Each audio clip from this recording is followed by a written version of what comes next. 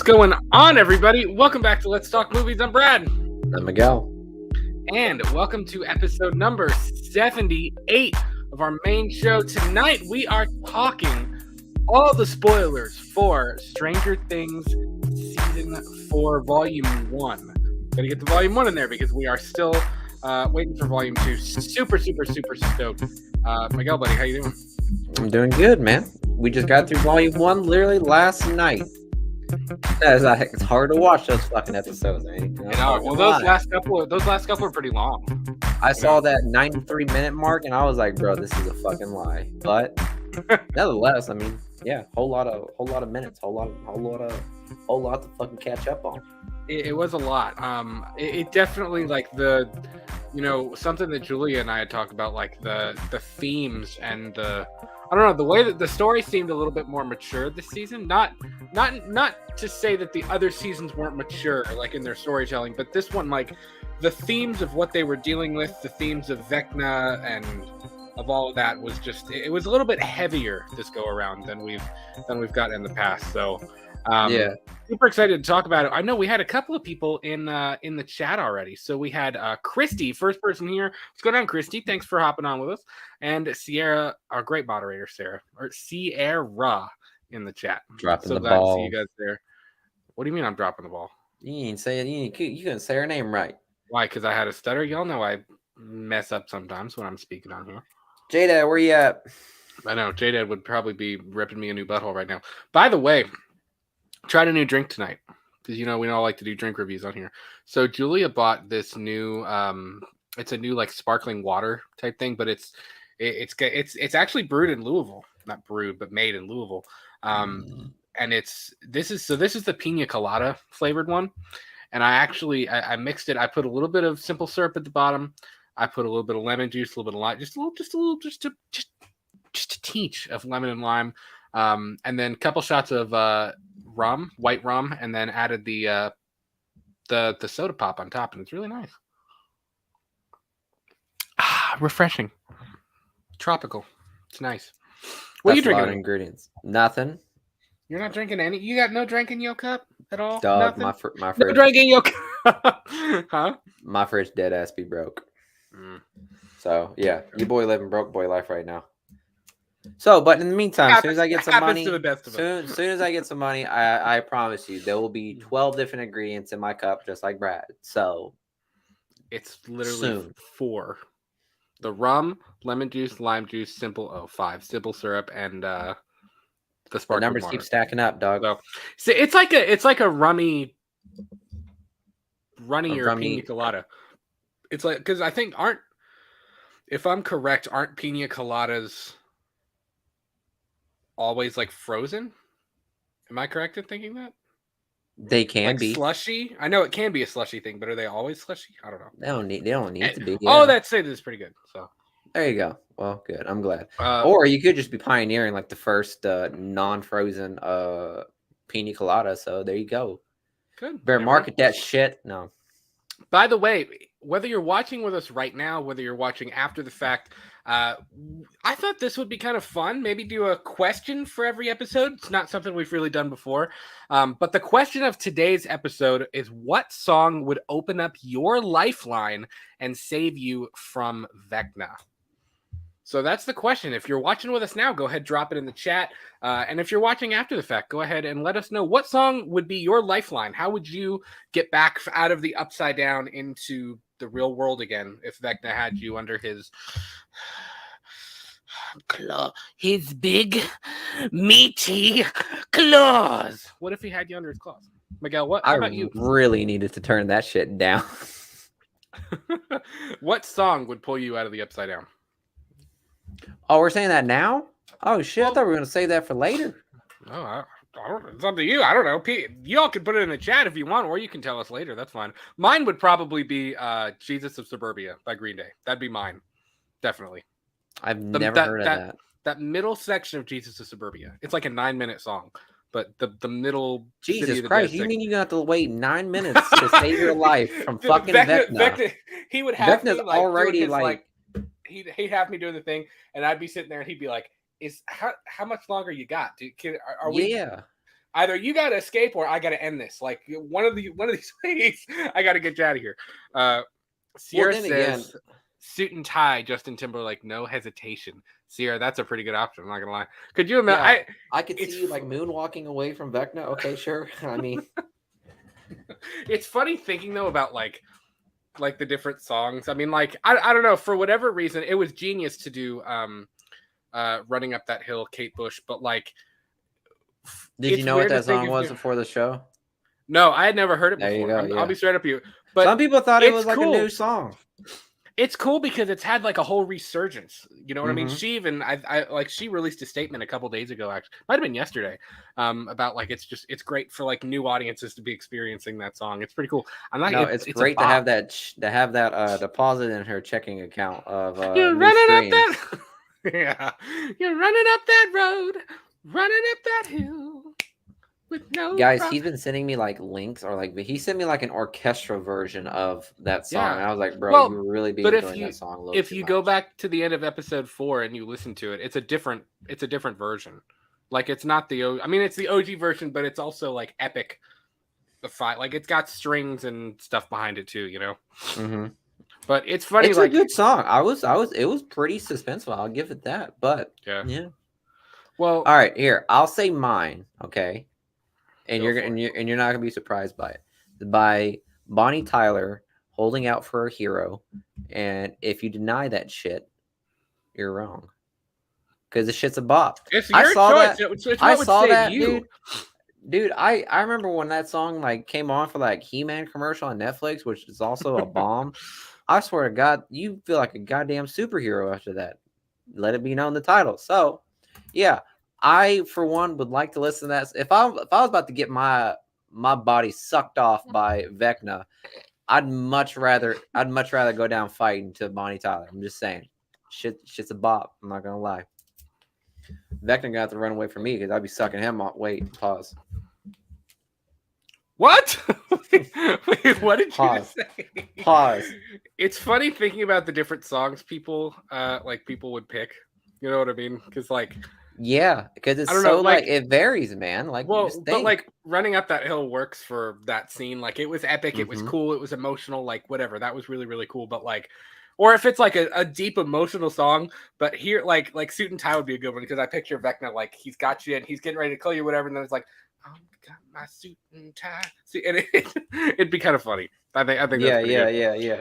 I feel like Vecna would really be confused by all of that shit. He'd be like, golly, these people got some weird music tastes. I think he only does that so he can open his broaden his like Spotify playlist. That's the only reason why. Yeah. Once he figured out that they can escape him by doing that, it's like this is awesome. So again, let us know in the comments what song would be your lifeline to save you from Vecna. Let's talk season 4 a little bit, Miguel. Volume 1 of season 4. We have to wait. It's what, like 20. I think it's like 26 days, 20. Yeah, it's not long. Can you believe that? That's like the shortest span between like a part 1 and part 2 of a season, or like for that matter. Yeah, some people have to wait like 6 months to a year for a new season. So that's really surprising. We've waited even really like 3 years because it's been since before COVID that we got season 3. Honestly, I had to go back and I'm glad that they put that little sizzle reel at the beginning of volume 1 because I was like, I need to go back and reread what happened. I mean, I remember the big points like Billy dying and the whole thing with the mind flayer and the awesome scene when they're in the shack and like she's fighting the mind flayer and they all have weapons and stuff. Like all that was really cool. And I remember the big points, but a lot of the smaller things I was like, man, I don't remember. So I went back and read plus that little sizzle reel. We kind of talked, by the way, I think everybody's seen it by now. I don't really know of anybody that hasn't. Especially my dad. I don't think my mom has watched it, but my dad. If you're clicking on this link right now and you haven't seen it, I don't know what the fuck's wrong with you, dude. Yeah, it's spoiler alert, big time, because we're about to talk a lot of different spoilers. So we kind of briefly talked about the maturity of it. I'll say it right now. I think Max is the freaking straight up MVP of volume 1 or of season 4 for that matter. I thought for the next. She's been through some shit. this season. I mean, she's just one of the people that survived. Well, but not only the stuff with Vecna, but like even she's dealing with the trauma of what happened to Billy. You know, we kind of got that little thing, the little tidbit where like, you know, all of his victims are people who are dealing with trauma or, you know, anxiety or PTSD. Like they have some kind of social emotional issue. And like we see that she's having nightmares about Billy. She can't stop thinking about it. She's kind of closed herself off. Her stepdad has left. Her mom's an alcoholic. Like she's got issues, you know what I mean? And that's the kind of thing that, you know, again, not to say that the other seasons weren't mature, but this season, like the dealing, like I go to Max because like she's dealing with her mom being an alcoholic. Plus she's dealing with the anxiety of Vecna could come back and kill me at any second if I'm not listening to Kate Bush, you know? I mean, like there's quite a few different mature things. Even like the fact that they're in high school now, they're kind of dealing with more mature, like the bullying stuff with Elle. You know, there's even this little, we can talk about this in a minute, but I don't know if you've caught on. There's even some strange stuff going on. Not strange, but there's some stuff going on with Will. I think he's kind of having a little identity crisis. The relationship stuff between, see, there it is again. The relationship stuff between Elle and Mike. Bro, he's gay.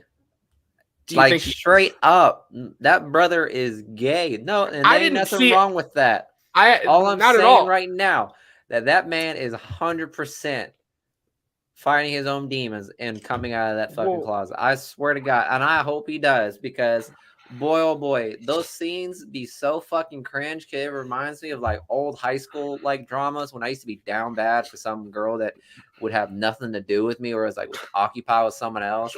Like that shit was so. It was so like trivial. It was like the biggest like thing you could ever go through in high school.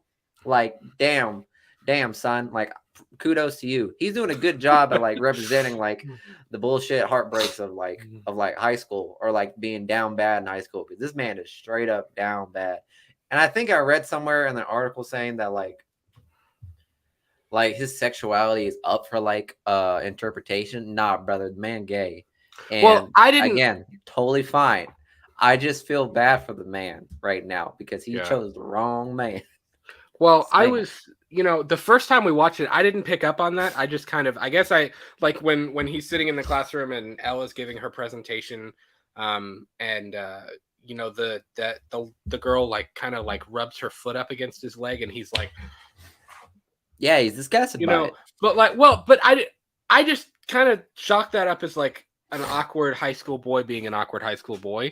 No, that's not all that uncommon. So I didn't, it didn't register until I watched it the second time with my dad, because I was actually out of town with my parents this last week for a couple days, and we started it. We got through like the first 3 episodes or something like that, and I think he even actually mentioned it. He was like, "Do you think Will is gay?" And I was like, "100%." I was like, I didn't even think about it the first time. So, but that because go on. What were you gonna say? I was just gonna say, just because the girl like rubbed her foot up on his leg, and he got disgusted, I knew that was the biggest clue I ever got right there. Because if I'm not gonna lie, bro, you said in high school too. Bro, I couldn't get out of my desk to write on the board because I had a hard on. Because that was high school, man. Your hormones be like everywhere.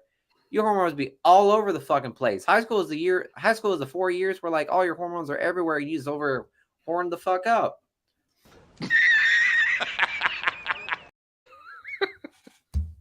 Miguel in high school. Yeah! Y'all know what I'm talking about. So nevertheless, yeah, I'm sure he'd be all about that, but he wasn't. So that was my clue right there. So there you go. That was my assumption from the get-go. And I remember I was watching with Sierra and I, and she was telling me about. She was like, "You think he's gay?" I said, "Bro, he 100%. He 100% gay. He 100% got the hots for his best friend. The way he talks to him, the way he just like staring up into his eyes and stuff, man's down bad." And I totally get it. Where I was going with that, we just went on a whole tangent, but where I was going with that is like, again, the themes of this season are a little bit more mature than in the past. I mean, and if you think about it, like, I'm not one of these people. I don't care if they make him gay or not. That's not a problem. No one's but saying that. It adds another layer to like the maturity of it, because you got to think this is supposed to be. I think this season is supposed to be what, 1985, 86, maybe. Like, so mid to late 80s, it would have been harder for somebody, especially somebody younger, to come out back then. Which again, it adds another layer. Bro, it's of hard maturity. now. So like it's just a normal thing people go through. Just one, no, not normal. Yeah. It's one of the hard things high schoolers go through, because it's usually around like high school whenever they have trouble with like their like own self like identity, and that's a hard thing to go through. And they don't even know at that time. Even at that time, was what fucks me up was the fact that like he's going through that identity distress, and he also got to deal with fucking the United States trying to fucking kill him. So it's like, the stakes are so high in this fucking movie. Plus, that, he's like, trying to watch out for Elle too.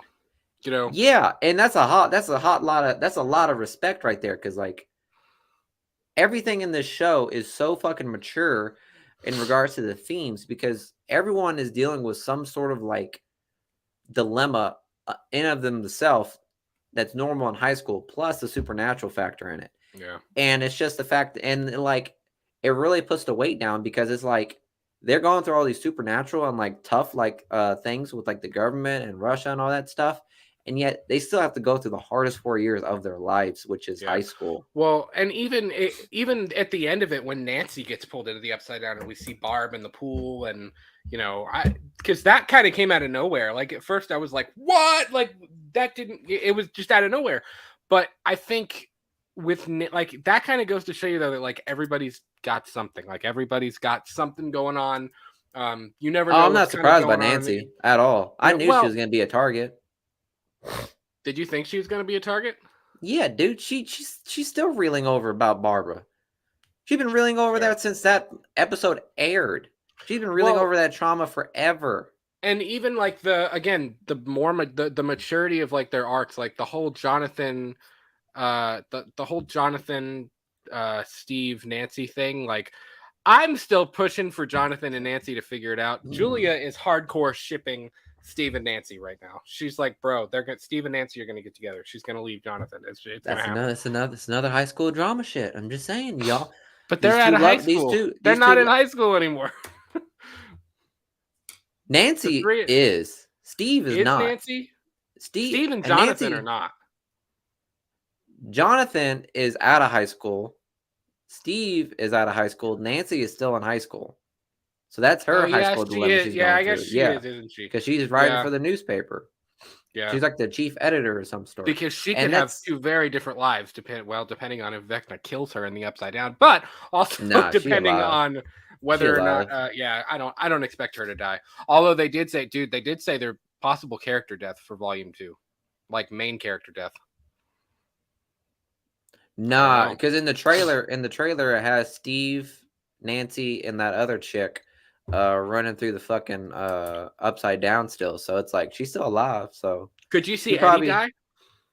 Oh, what could happen is I know Eddie gonna stay alive. I do have an idea that maybe Nancy might die, because you know how Vecna like taunts them like 2 or 3 times until he actually kills it. So this is probably like one of the first taunts or something like that. Yeah. And maybe it doesn't work out with whatever song she has. Yeah. Let's talk about Vecna for a minute. I was hooked on him from the very first time we saw him, where the Chrissy is thrown up in the bathroom stall and Max is like, "Hey, are you okay?" And we had heard people say that Vecna was very much inspired by Freddy Krueger, who was the king of 80s slashers. As we know, we're big horror guys. By the way, check out our horror show, Purely and Simply Evil. The logo is in the bottom right corner. I was waiting for that plug to come in. We're actually talking all of the Elm Streets right now. We just did an episode with Frank and Darren of the Slaughtered Lamb Movie Podcast about an American Werewolf in London. So we're gonna hop back into the Elm Streets pretty soon. But anyways, wait, there's more. No, but we kind of heard rumors and we heard the Duffers talk about, he's very inspired by Freddy Krueger, and this season kind of is loosely based on A Nightmare on Elm Street. I was blown away, though, at how much it was. I mean, did you pick up on all of the ways that this is very much related to A Nightmare on Elm Street? Bro, it's a fucking dude that haunts people in their heads. Yeah, it's pretty self-evident that this is like a play off of like Nightmare on Elm Street for sure. Yeah, and from the minute we saw him for the first time, like, if you're a fan of the Elm Street franchise, like, especially in the first 2, 3, 4 movies, something that it does so well is you don't know at what point they're awake and then at what point they're dreaming. It just kind of melds into each other. There's not a clear point where it's like they close their eyes and they're asleep and then suddenly they wake up and, oh, we're in dream world. We didn't know. When Chrissy's throwing up in the bathroom and Max is like, she says, no, just go away. And Max leaves. And then we hear the banging and she's like, it is her mom. Chrissy, open the damn door. We hear that or whatever. And you see Vecna's feet at the bottom. That was so well done because like there was no way to expect that. There was no, this is in her head. She's imagining this. It just came out of nowhere and it hit you. The same thing with even, the scene kind of again with Chrissy and Nerdy Dude. What's his name? Nancy's sidekick dude. Poor little fucking 4 Eyes. He gets it.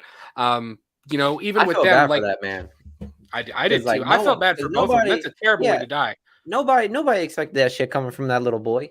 Of him like killing like multiple, like it was several people. This little boy accidentally killed. I thought it was just one. Was it multiple? You not see all the bodies stacked over there? Was it? Just being haunted by all those bodies, man. All those were people that he just like sent to the grave. I was like, solid shit. Solid. Oh my god. Wait, Naked HD XYZ. Hey, do you what did you think of Stranger Things season 4? Sorry, I'm gonna block you so you can't let me know. Whatever. It's Vecna. Naked HD. Love to cheap. Whatever. There you go. Say it live on the show, my guy. Whatever. Stupid. Annoys me. Anyways, Vecna. Yeah. You got this, man. Yeah, it was interesting. Like it really, really screamed Elm Street. It screamed Freddy.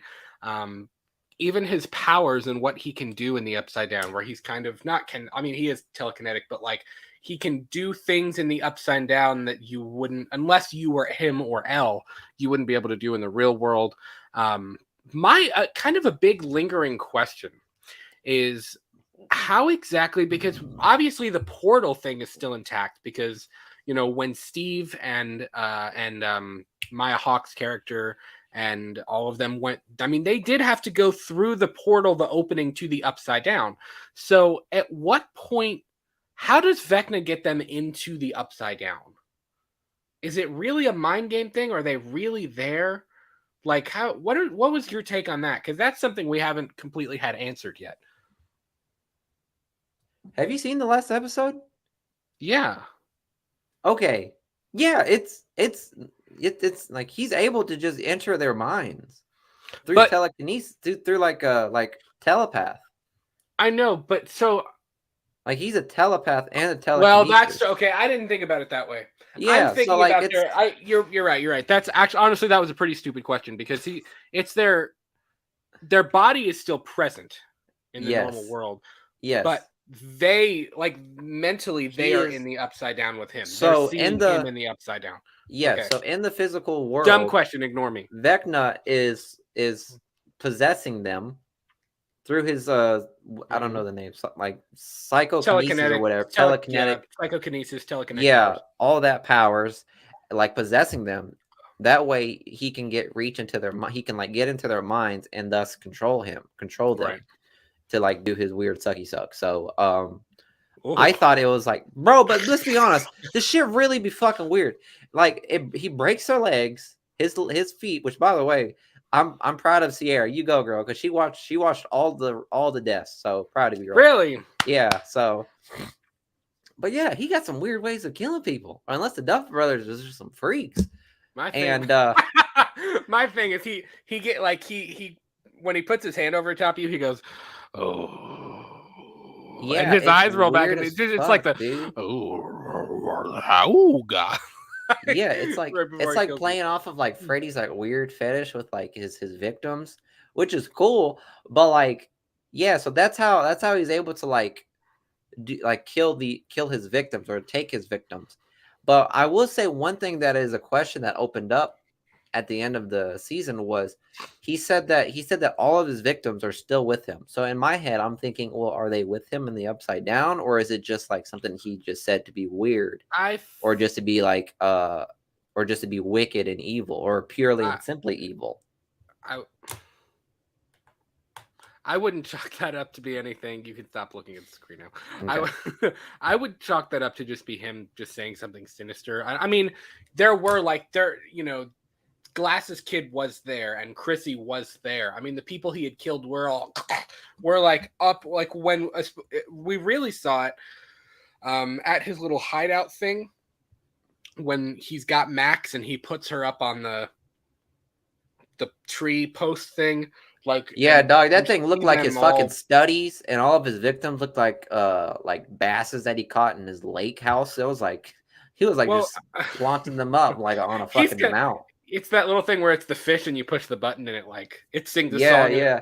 At least I'm glad to know Vecna got some humanity in him. He still has a study, where he stays. He was like, Max, how'd you? You gotta keep your mind sharp. Yeah, and then he plastered his victims on a fucking shelf like a weirdo. Yeah. Well, not saying you fishermen are weird, just saying what he did was weird. Another thing that's interesting with Vecna, kind of going back to the Max scene, is there was a moment there when she's running and he says, you can't run for me forever, Max, or whatever, yada yada yada.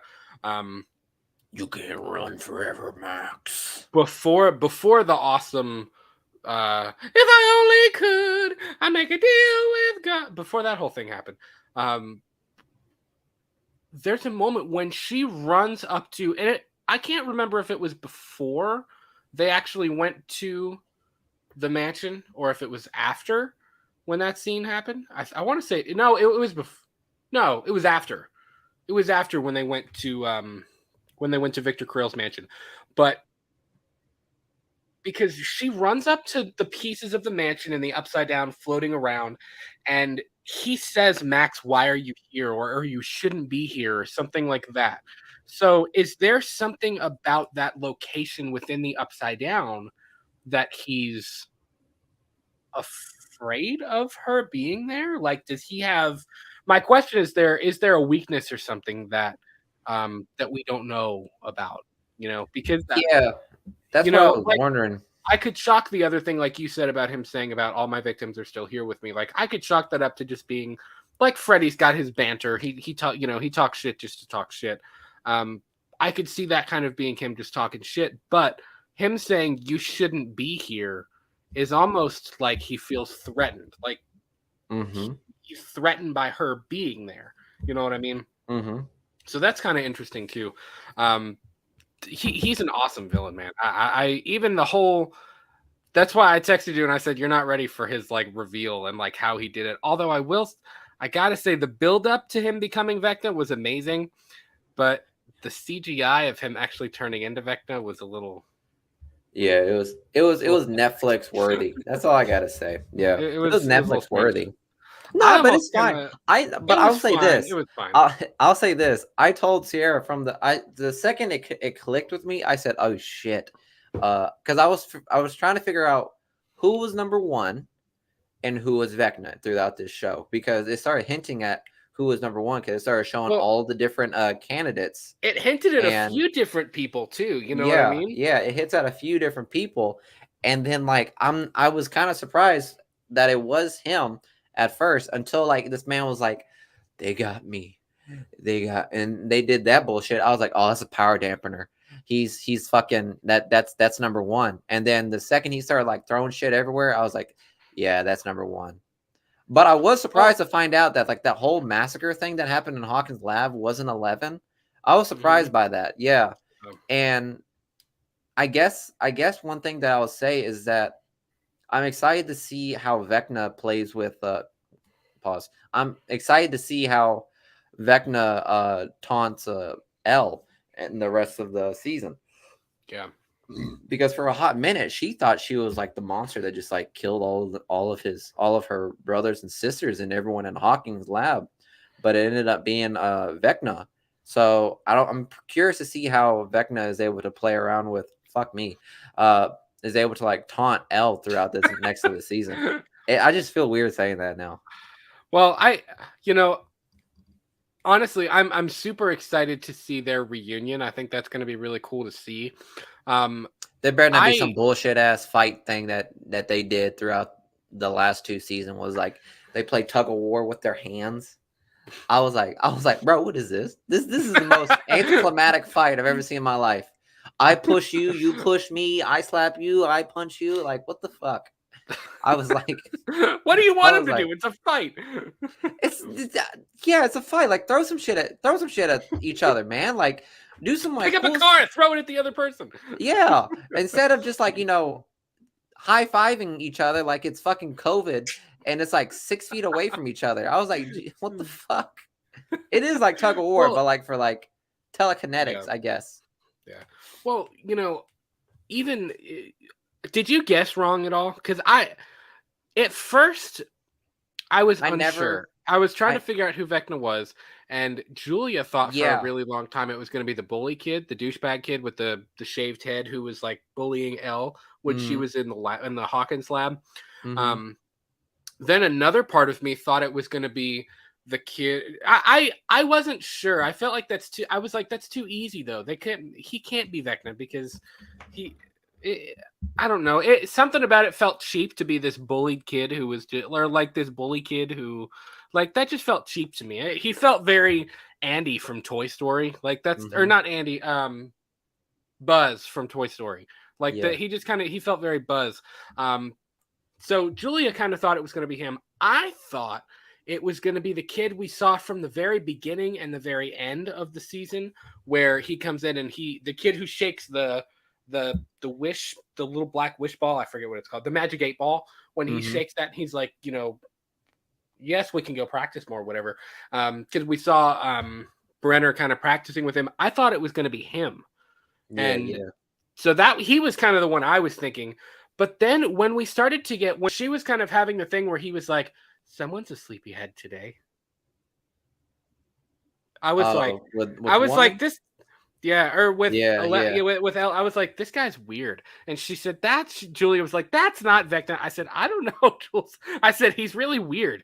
And then they started like, I said, I don't know if I like him or not. Like, he seems okay, but he also seems kind of creepy at the same time. Like, even when she was putting the little balls in and she was trying to control it as it goes down, like when he came and sat next to her and he was talking to her and when he started talking about one and like what they did to, I was like, that's him. I was like, that's got to be Vecna. That's got to be him. And it, like you said, it kind of became obvious once she ripped the thing out of his neck and stuff like that. But yeah, I honestly, he's a very well written villain. He really is. With Sierra and I's guesses, I guess, for who Vecna was, we had a couple of theories. We thought it was you just cut out hard. The hell did you just say? Can you hear me now? It was like what we thought. That was hot. So Sierra and I had a couple of theories in regards to who Vecna was. We had Billy, which we were trying to connect Billy somehow, because in my head I was thinking that, well, Billy got killed by the Mind Slayer and he he was penetrated by the Mind Slayer, and I thought that the Mind Slayer just took over Billy and was transformed him into this creature called Vecna, because I thought the Mind Slayer was still a you thought it transformed him? Because I was going to say Billy kind of had a little bit of redemption at the end. He saved them from the Mind Slayer, Yeah, but then he died, and the Mind Slayer was still in semi control of Billy.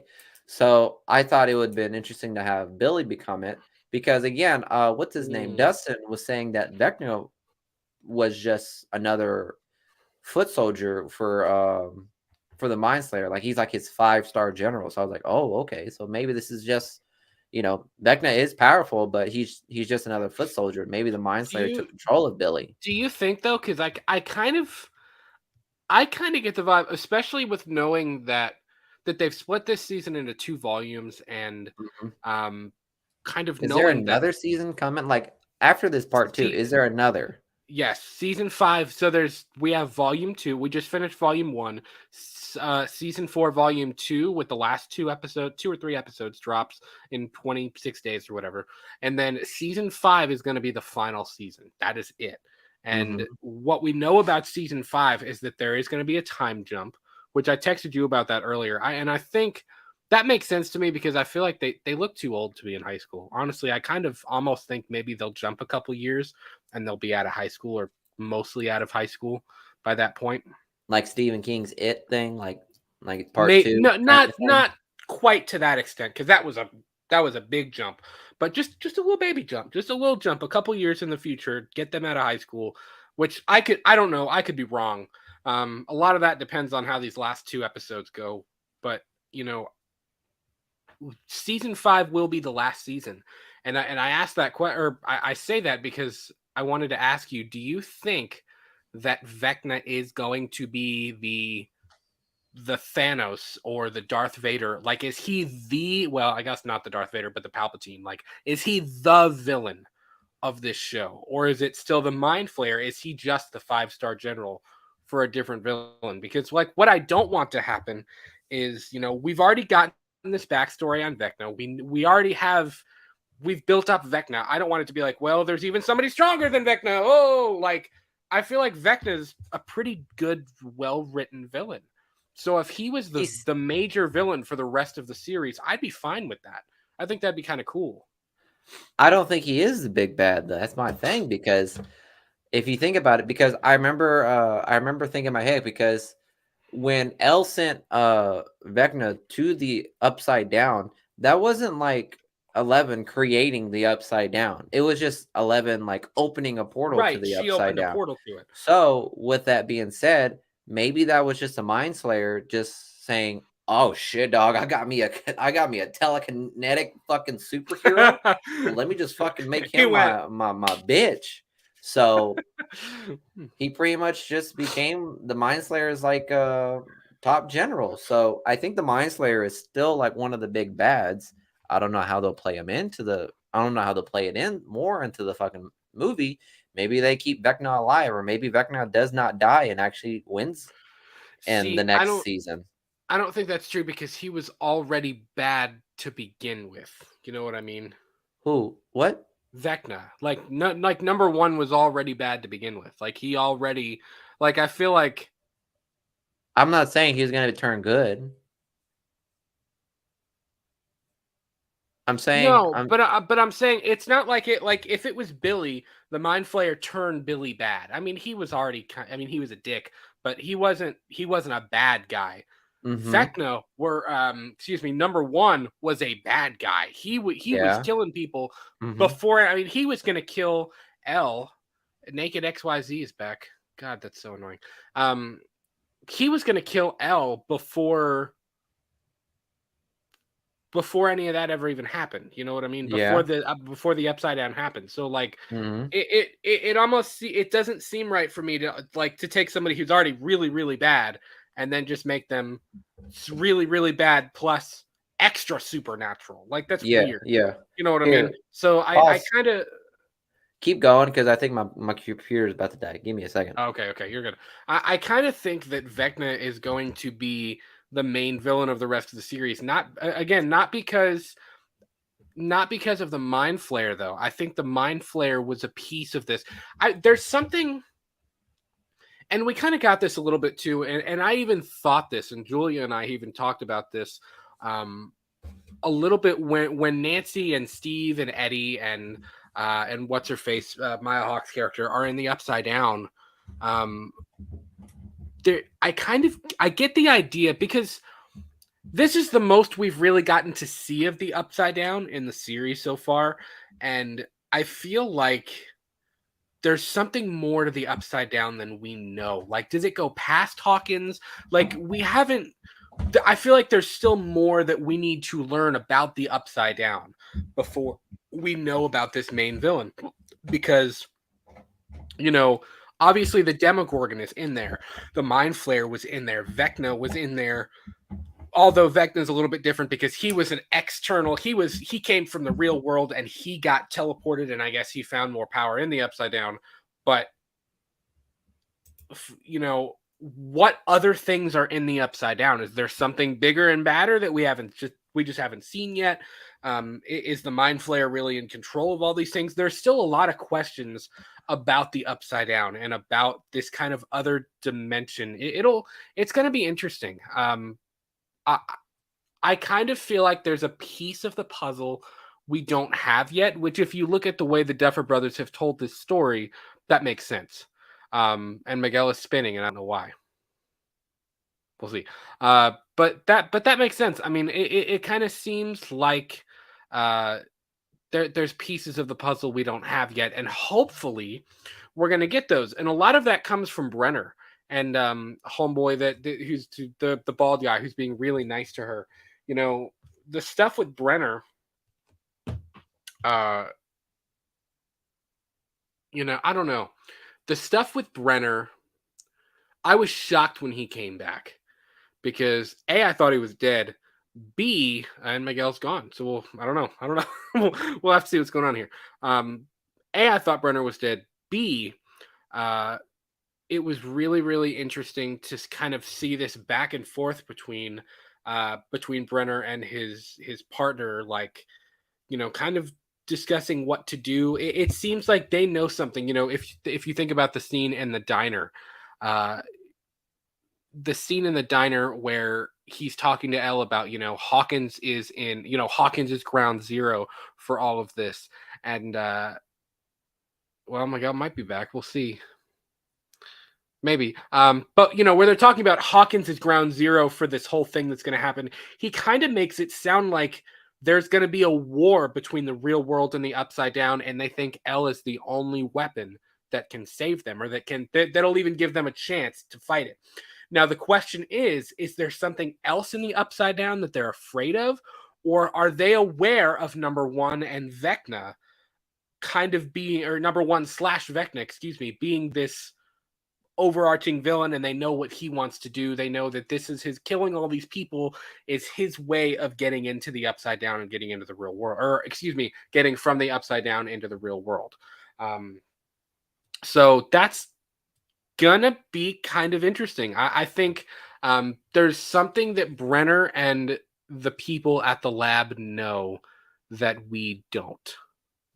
And it's going to be really, really interesting to see what that is. A big question I had about this season was whether or not 11 was going to get her powers back. And I was excited to know that I was like, okay, sweet. There is a way she's going to get her powers back. She's kind of going to be a put me back in the game type scenario with her. She's going to be kind of back in the game. Let me see. Miguel is texting me. My outlet just busted. Oh, that's not good. Let's see here. Let's see if we can get Miguel back in. Give me just a minute, folks. This is what happens when you do it live. I'm afraid. It's what happens when things go live. Let's see what we got. Maybe an interesting episode. We'll have to see. Sorry, folks. By the way, if you're watching with us after the fact, or if you're listening on Spotify even, today's question of the episode is, what song would open up your lifeline and save you from Vecna? I forget what Miguel's answer was. Sierra said hers was Suit and Tie by Justin Timberlake. Mine was Jesus of Suburbia by Green Day. So if you're listening on Spotify or any of the other podcast platforms, please let us know. Tweet at us at We Talk the Movies. We would love to hear what song would save you from Vecna.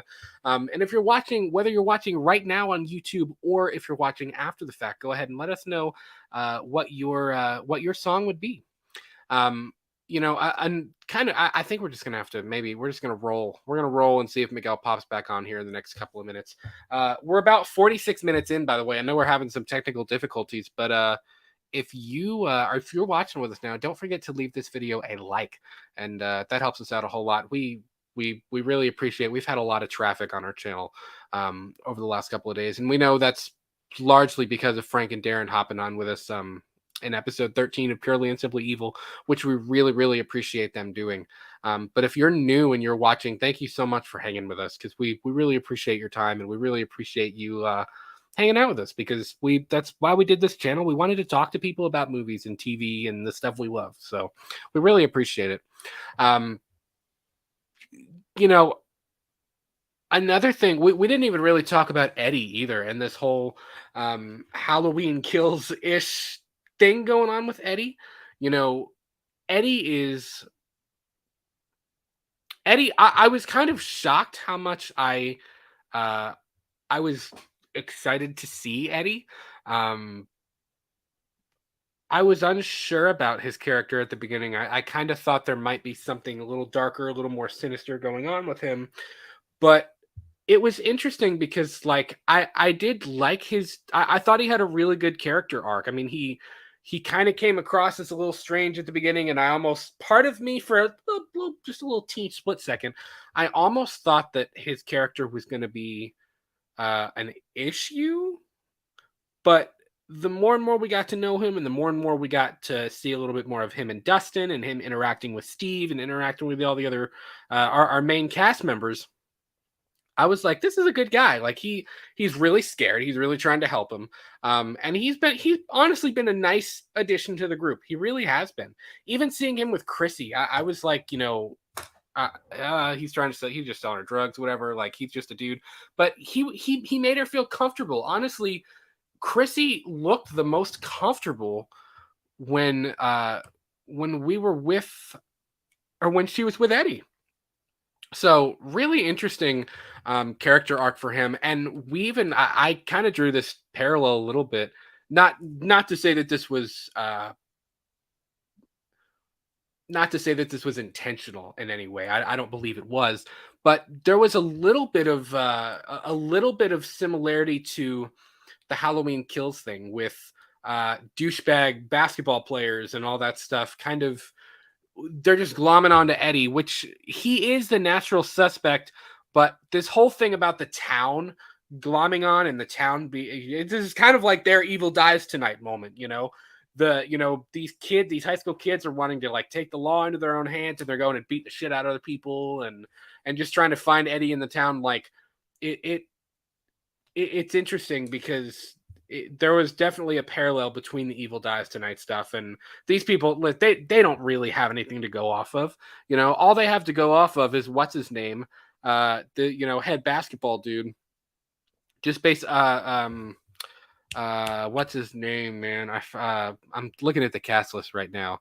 I keep forgetting some of these minor characters' names. Let's see. I don't know if I can find it. I don't know. Whatever. But, you all know who I'm talking about. Mr. I'm head of the basketball team, D-bag. He's kind of just been this, he's got this whole, we're going to take Hawkins back, and it's all Eddie's fault, and we're going to go, once we find Eddie, this is all going to be put to bed and stuff like that. And they don't have anything to go off of. They did all he has to go off of in hunting Eddie is the fact that he's weird and he plays D&D. That's literally all they have. Even when they said about, Chrissy was trying to buy drugs from him, he was like, oh, he wouldn't do that, or she wouldn't do that, blah, blah, blah. Like, that I like that arc. It's a good arc. It's a mature arc, but I can't stand that set of characters and what they're trying to do. I think they're, in the end, they're just making the situation harder, which makes for a much, much better story. But as an audience member, you're like, oh, please just leave it alone. Just go home, worry about you, So lots of really, really good things this season. We're about 50 minutes in. I don't know if Miguel's coming back or not. But we'll have to let's see for a minute. Let's see what's going on. Let's give Miguel the old phone call here. Or here, I'll text him because he might be trying to figure out. Let me see. I'm gonna text him. You coming back?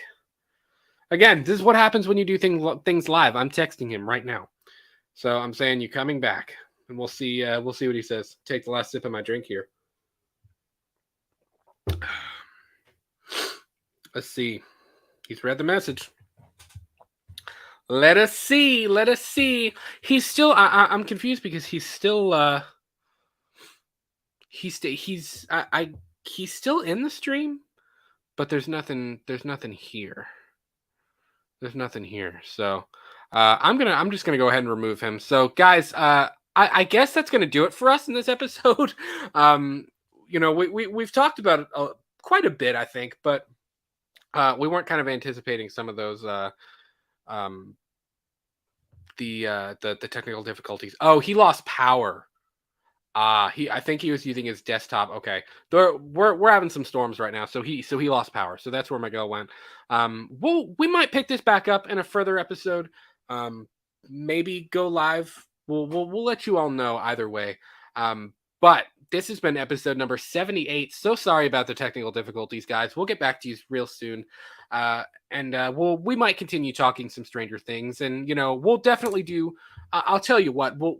Probably what's going to happen is once volume 2 drops, we will definitely do a whole episode talking about the season as a whole. We'll talk volume 2, and it'll be a good time. So guys, thank you so much for hanging out with us for episode number 78. Again, our question of the episode is, what song would open up your lifeline and save you from Vecna if you were trapped in the Upside Down with Vecna? So if you're watching after the fact, please let us know in the comments below. Don't forget to leave this episode a like, despite all of our technical difficulties. Again, we're doing it live, so it happens. New episodes of Let's Talk Movies premiere every single Tuesday and Saturday at 8 p.m. and 10 a.m. Eastern. We are on Twitter, Instagram, and TikTok at We Talk the Movies. Go check out the playlist for our horror show, Purely and Simply Evil. We just got done doing an episode, if you weren't here earlier, with Frank and Darren of the Slaughtered Lamb Movie Podcast, and that was a blast and a half. We really enjoyed it. Those are two really awesome guys. Go check out their channel as well. That episode, plus all of our other Purely and Simply Evil episodes, are available in a playlist on our channel. Go check those out. We take deep dives into horror movies, and we'll be back real soon. So hope you guys have an amazing rest of your week. Oh, no live show Saturday morning, by the way. We have quite a few different things going on. So we will be back next week, probably next Tuesday night, if I had to guess, for episode number 79 of Purely and Simply Evil. Guys, you are amazing. God bless every one of you, and we'll talk to you soon. Peace.